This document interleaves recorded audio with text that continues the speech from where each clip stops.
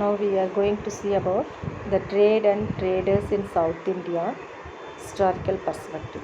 எப்படி வந்து சவுத் இந்தியாவில்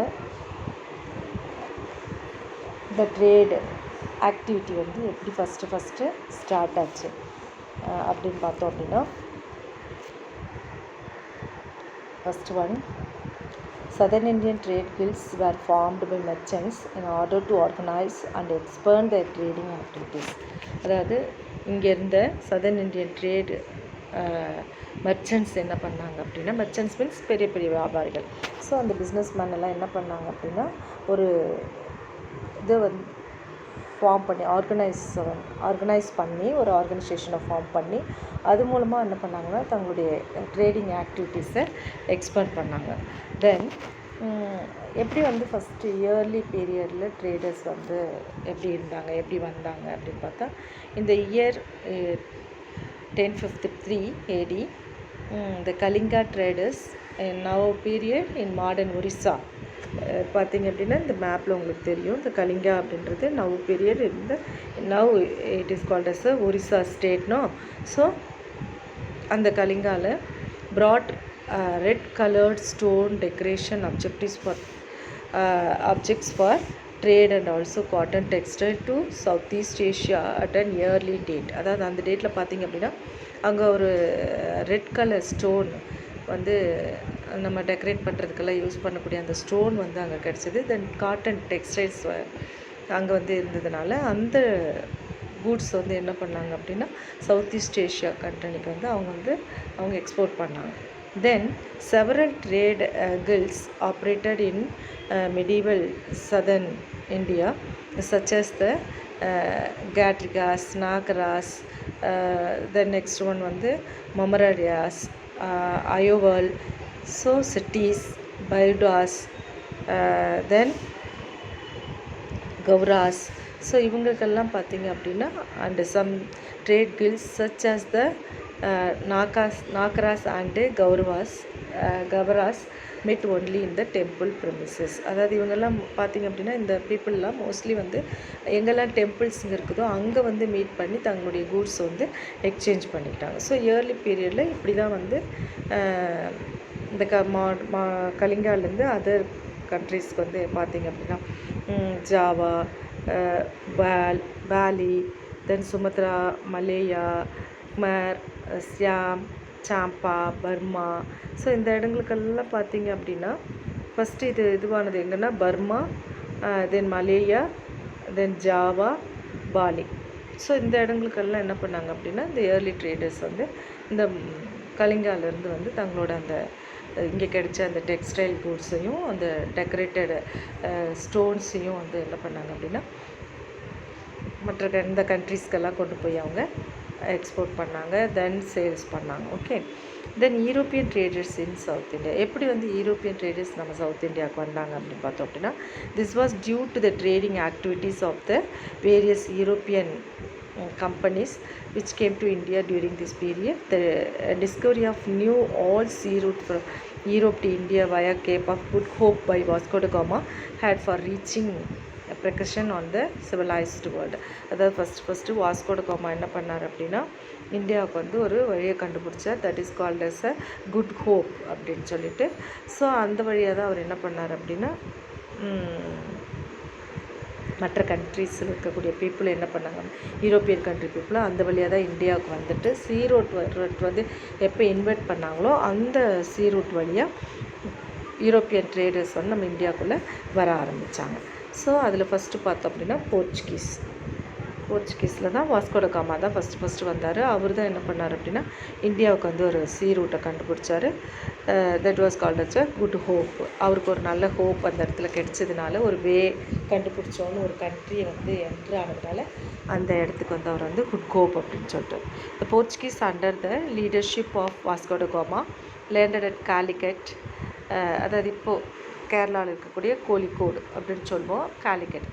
ஆன் தி 17th May 1498 அந்த காலிக்கட் வந்து ரீச் ஆகிறாரு.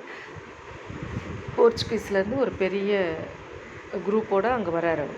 Then profits of goods brought by Vasco da Gama to Portugal were to 60 times cost of the entire expeditions of India. அதாவது இந்தியாவில் இருக்கக்கூடிய அந்த ரிசோர்ஸஸ் எல்லாத்தையும் ஒரு வெல்த்தி இதுவை மொத்தத்தையும் என்ன பண்ணார் அப்படின்னா 60 டைம்ஸ் நம்ம இந்தியாவுக்கு வந்து அவர் வந்து சீட் பண்ணி கொள்ளையடிச்சிட்டு போனார் அப்படின்னு சொல்லிட்டு.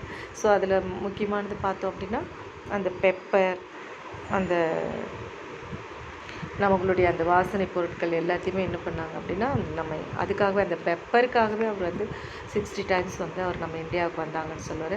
ஸோ அந்த பெப்பருக்காகவே நிறைய பீப்புளுடைய நம்ம இந்தியன்ஸுடைய நோஸை கட் பண்ணார் அவர். நம்ம பீப்புள் வந்து அப்போஸ் பண்ணுவாங்க இல்லையா இங்கேருந்து எடுத்துகிட்டு போகிறதுக்கு. ஸோ அந்த மாதிரி வந்து அவர் வந்து என்ன பண்ணார் அப்படின்னா அந்த குரூப் ஆஃப் பீப்புளோடு சேர்த்து அது வந்து அவங்களோட நோஸ் எல்லாம் கட் பண்ணிவிட்டு கூட அவர் வந்து நம்மளை சீட் பண்ணிவிட்டு அவர் வந்து நம்மளை கொள்ளையடிச்சிட்டு போனாருன்னு சொல்லலாம். Then Cochin was the early capital of Portuguese in India. Cochin தான் வந்து ஏன்னா ஃபஸ்ட்டு அவங்க வந்து அங்கே கோழிக்கோடு வழியாக வந்ததுனால ஸோ அங்கே தான் வந்து அவங்க வந்து மோஸ்ட் ஆஃப் த அந்த கூட்ஸ் எல்லாம் அங்கேருந்து தான் எடுத்துகிட்டு போனாங்க. ஸோ கொச்சினை வந்து அவங்க ஒரு கேபிட்டலாக வச்சுக்கிட்டாங்க போர்ச்சுகீஸ். நெக்ஸ்ட் ஒன்று பார்த்திங்கன்னா Dutch East India Company. Dutch undertook several voyages from 1596 and formed the Dutch East India Company up to 1602. In 1605, Admiral Van Hagen established Dutch factory at Masulipatinam and Patapoli, Nizampatnam, Devanampattinam இங்கெல்லாம் வந்து Dutch people என்ன பண்ணாங்கன்னா தங்களுடைய Dutch East India company வந்து form பண்ணாங்க. Okay. Then அடுத்து பார்த்தீங்கன்னா British கம்பெனியில் ஆன் 31st December 1600 Queen Elizabeth granted charter to the East India Company on the southeastern coast. The English established as Masulipatinam in 1611 and near Pulicat in 1626. அதாவது first 1600 தான் இந்த queen Elizabeth பிரிட்டனுடைய ruler queen Elizabeth வந்து ஒரு order கொடுக்குறாங்க. So south east Asian கண்ட்ரீஸில் வந்து நம்மளுடைய ட்ரேட் கம்பெனிஸை வந்து ஃபார்ம் பண்ணலாம் அப்படின்னு சொல்லிட்டு. ஸோ அந்த மாதிரி வந்து 1611 மசூலிப்பட்டினமில் தான் ஃபஸ்ட்டு வந்து என்ன பண்ணுறாங்கன்னா பிரிட்டிஷ் கம்பெனி வந்து ஈஸ்ட் இந்தியா கம்பெனியை ஃபார்ம் பண்ணுறாங்க.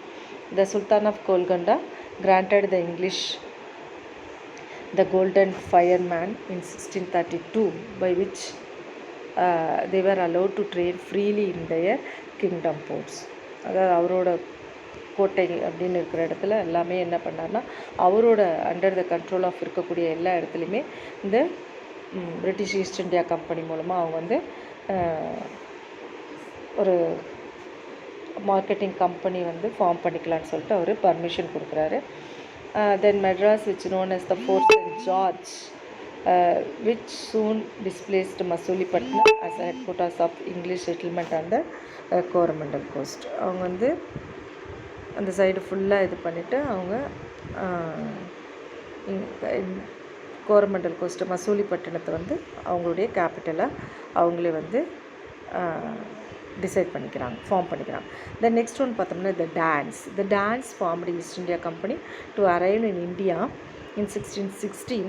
The Danish settlements were established at Trangbar in Tamil Nadu in 1620, which was the headquarters of dance in India. Dance வந்து 1616 வராங்க. அவங்க வந்து ட்ராங்பரை வந்து தன்னோட கேபிட்டலாக ஹெட்குவார்ட்டர்ஸாக டிசைட் பண்ணிக்கிறாங்க, ஃபார்ம் பண்ணிக்கிறாங்க. தென் நெக்ஸ்ட் ஒன் பார்த்திங்கன்னா the French East India company வந்து 1668 சுல்தான் ஆஃப் கோல்கண்டாவுடைய பர்மிஷனுடைய பாண்டிச்சேரியை வந்து கேப்சர் பண்ணி அங்கே வந்து என்ன பண்ணுறாங்க அப்படின்னா தன்னுடைய ஃப்ரெஞ்ச் ஈஸ்ட் இந்தியா கம்பெனி வந்து ஃபார்ம் பண்ணிவிட்டு பாண்டிச்சேரி வந்து அவங்களுடைய கேபிட்டலாக வந்து ஹெட்குவார்ட்டர்ஸாக வந்து அவங்க வந்து என்ன பண்ணிக்கிறாங்க அப்படின்னா டிசைட் பண்ணி ஃபார்ம் பண்ணிக்கிறாங்க. ஸோ இப்படி தான் வந்து என்ன பண்ணாங்க அப்படின்னா நம்மளுடைய சவுத் இந்தியா ஃபுல்லாக அவங்க வந்து இந்த யூரோப்பியன் கண்ட்ரிஸ் ஃபுல்லாக வந்து என்ன பண்ணாங்க அப்படின்னா first Portuguese, then touch, next Britain, then dance and French. So இவங்க எல்லாருமே அவங்கவுங்க கண்ட்ரினுடைய ஈஸ்ட் இந்தியா கம்பெனியை ஒரு மார்க்கெட்டிங் கம்பெனியை இங்கே வந்து கொண்டு வந்து ஃபார்ம் பண்ணி அது மூலமாக வந்து நம்மளுடைய இந்தியனுடைய சோர்ஸஸையும் அவங்க வந்து ரிசோர்ஸஸ் எடுத்துகிட்டு போய் அவங்க கண்ட்ரியில் வந்து அதை கூட்ஸாக மேக் பண்ணி இங்கேருந்து ரா மெட்டீரியல் எடுத்துகிட்டு போய் அங்கே கூட்ஸாக மேக் பண்ணி அதையே கொண்டு வந்து இங்கே அந்தந்த ஈஸ்ட் இந்தியா கம்பெனி மூலமாக ஒரு பிஸ்னஸ் கம்பெனியை இங்கே ஃபார்ம் பண்ணி அது மூலமாக அவங்களுடைய கூட்ஸ் வந்து சேல் பண்ண ஆரம்பித்தாங்க, மார்க்கெட்டிங் பண்ண ஆரம்பித்தாங்க. பின்னாடி அதுவே என்னாச்சு அப்படின்னா நம்மளுடைய கண்ட்ரி வந்து அவங்க வந்து அவங்களுடைய கண்ட்ரோலில் கொண்டு போகிறதுக்கு ஒரு ரீசனாக இருந்துச்சு. ஓகே.